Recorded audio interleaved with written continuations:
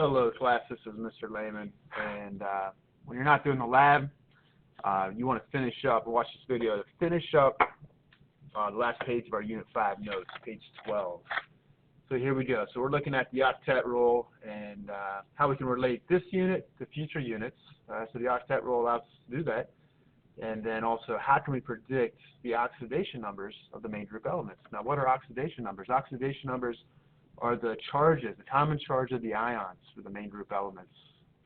So after an element either loses a certain number of electrons or gains a certain number of electrons and becomes stable, like a noble gas, what's the charge going to be? And we can predict that very easily for the main group elements.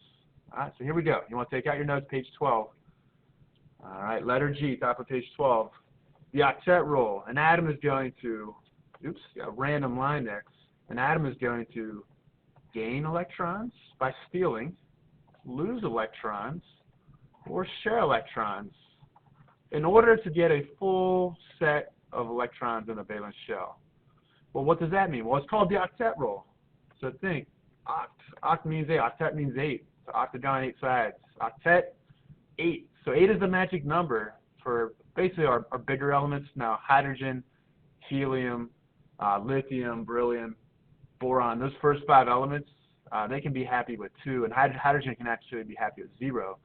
But anything carbon and above, element 6 and above, carbon and above, would love to have 8 electrons in its valence shell, its outer shell. And so we say atoms that have 8 valence electrons are happy. And what does that mean? Well, obviously atoms can't be happy, but what that means is they're stable. That means they have a full outer S and a full outer P, just like a noble gas. All right, so some of you are still confused about what main group elements are. So if you're looking over the learning objectives, learning targets, I use this phrase a lot, and we've been talking about this a lot. But this is so that we're crystal clear what main group elements are. The main group elements are the elements that are not the transition metals, right? It's not the D block or the F block. It's the S block, group 1 and group 2, and the P block, groups 13 through 18. So those are the ones that we're learning about, and those are the ones you're expected to be able to explain come test time on Tuesday. All right, so here we are. Last unit, Unit 4, the Electron Unit. We learned how to draw Lewis dot structures, or electron dot diagrams. And we learned that everything in group 1 has 1 outer electron. And everything in group 2 has 2 valence electrons. And everything in group 13 has 3. And everything, all the elements in group 14 have 4. And group 15 elements have 5 valence electrons. 6 in group 16, 7 in group 17, and 8 in group 18, with the exception being helium. Helium, because it only has 2 electrons, it fills up the first shell, and that acts like a full shell. It tricks. It's very stable having a full first shell of 1s2. All right, so we established that elements want to be stable like noble gases. They want to become like the closest noble gas and get a full outer shell, full octet of valence electrons. So they want to do whatever easiest, and whatever's easiest is whatever takes the least amount of energy. So next slide here. So these are our noble gases, right? Group 18, 8 valence electrons. And so what we're going to see in group 1 elements all have 1 valence electron. So they have 2 options here. They can either steal 7 electrons from other atoms, and that's impossible, right, because they have the weakest ENC, the weakest electronegativity, or they could lose 1. So it takes a lot less energy to lose 1 electron. All right, so group 1 metals and hydrogen are going to lose 1 electron. And what will that do? That'll make them stable. That'll give them a full outer shell. And that means that group 1 elements are happy whenever they have a +1 charge. You lose 1 electron to become like the closest noble gas, and that gives them a +1 charge. Group 2 elements have 2 valence electrons. So they could lose 2 or steal 6. And it's way, way, way easier to lose 2 electrons. And so group 2 elements, their oxidation number, their charge, when they're stable, what we see in nature is a +2 ion, 2 more protons than electrons. Group 13 elements, almost always, they're going to become +3 ions because they have 3 valence electrons. And so it's a lot easier for them to lose 3 electrons than it is to steal 5 from other atoms. Group 14, carbon family. This one's a little tricky. We're going to keep it open-ended, and we'll talk more about carbon's family. Most of the time, these elements are going to share electrons and not steal or lose. But so for now, we'll keep it open-ended. We'll keep the window open, and so they can gain or lose 4 electrons and become either +4 or -4. That's the easiest thing for them to do besides sharing. So 50-50 shot there. for now. We'll leave it at that. Group 15, we got nitrogen's family. Now, nitrogen's family has 5 outer electrons already. So if they want 8, the magic number, it's easier for them to gain 3 than it is to lose 5. And a lot of times these things are going to share electrons too, but sorry, that's a wrong charge there. That should be a negative symbol. All right, so things in group 15 will become -3 by stealing 3 electrons. Things in group 16, oxygen's family, will steal 2 electrons and become -2. They become stable and happy like the closest noble gas. And things in group 17, like fluorine, the halogens, want to gain 1, want to steal 1 electron, and they're very good at stealing electrons, especially fluorine and chlorine. And the group 18 elements, the noble gases, are already happy and stable. They're very stable naturally.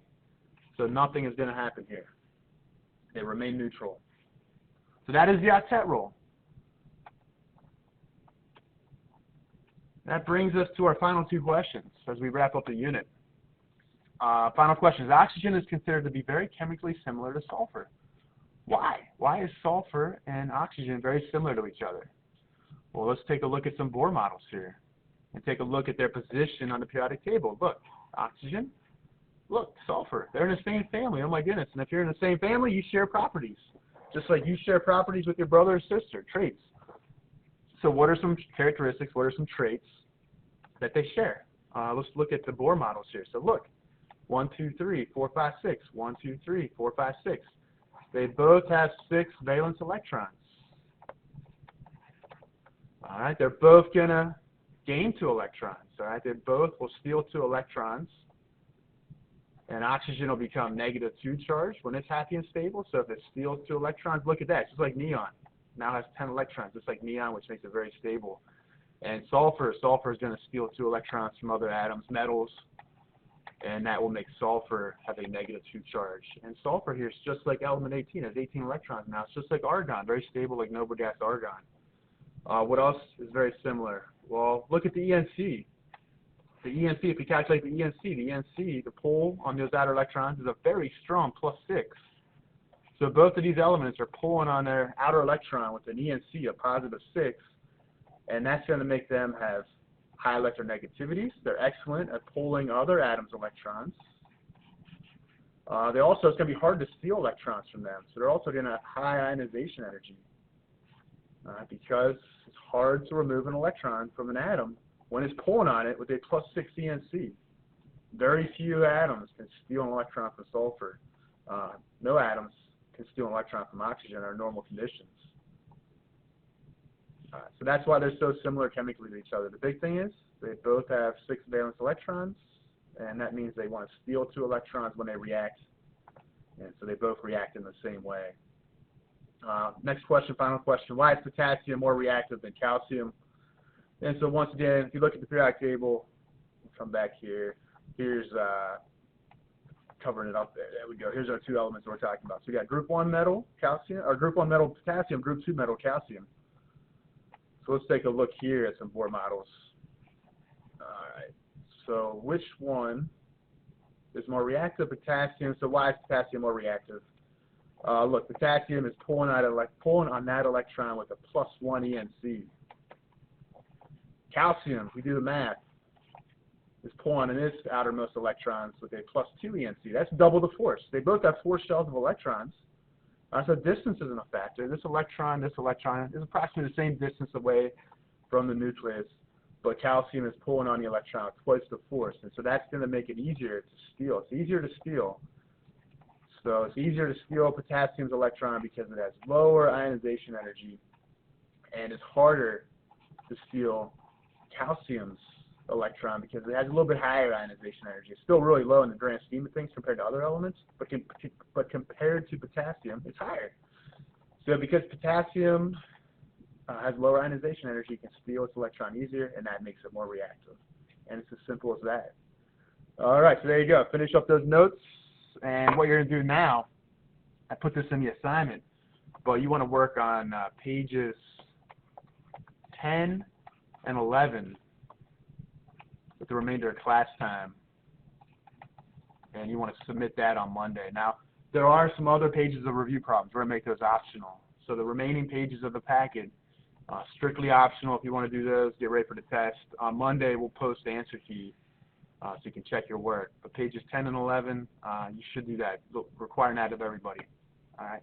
Have a great day.